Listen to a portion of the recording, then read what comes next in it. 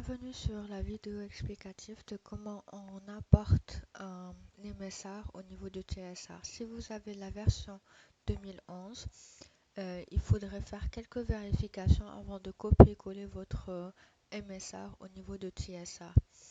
Donc, tout d'abord, il faudrait s'assurer que toutes les discrepancies qu'on a sont justifiées ou réelles.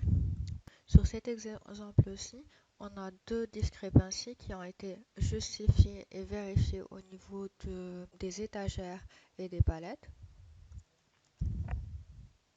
Deuxièmement, il faudrait vérifier que le stock théorique est égal au stock physique. Comment on fait ça? On prend le stock balance plus les discrepancies qui ont été justifiées et qui sont réelles.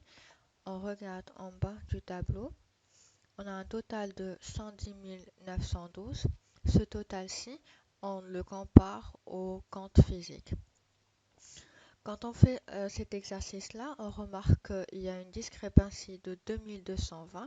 Donc, si je refais, stock balance plus discrepancies 110 912. Le total des inventaires, 108 712.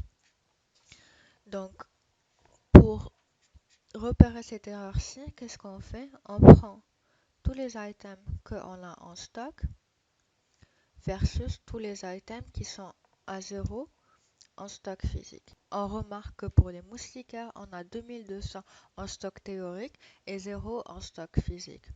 Donc à ce niveau-ci, on vérifie avec le magasinier s'il a bien les 2220 et si c'est juste une erreur de saisie, un oubli qui a été fait lors du moment du remplissage du MSA. Il nous confirme comme quoi il a bien les 2220. On les met au niveau de la partie des batchs et on laisse la date 0 puisque les moustiquaires ne périment pas. Donc si j'enlève tous mes filtres et je refais la comparaison du stock théorique versus stock physique, donc 110 912 en théorique et 110 912 en stock physique. Troisième étape, il faudrait vérifier les dates d'expiration. Donc à cette étape-ci, il suffit juste de faire un simple filtre et vérifier qu'on n'a pas d'expiré au niveau de nos dates d'expiration, mais aussi que toutes les dates sont lisibles et compréhensibles. Donc on est en février 2017, donc ce qui est périm en mars 2017 est encore consommable. Donc le troisième batch, au niveau du troisième batch, on remarque comme quoi on a une date de décembre 2016. Donc je sélectionne la date de décembre 2016. Je vérifie avec mon magasinier que c'est bien décembre 2016 et pas une autre date. Il m'informe que c'était une simple erreur de saisie et que c'était décembre 2017. Donc je corrige ma date. Je passe au dernier lot.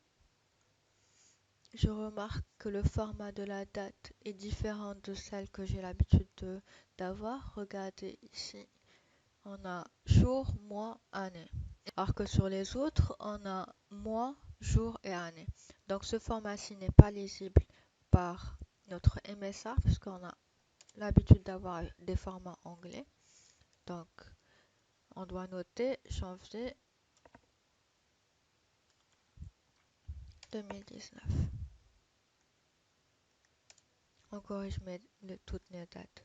On fait cet exercice-ci puisque au niveau du TSR, seule la partie quantité au niveau des batchs est prise en considération lors des projections de notre stock, l'évolution du stock, mais aussi le calcul des commandes internationales.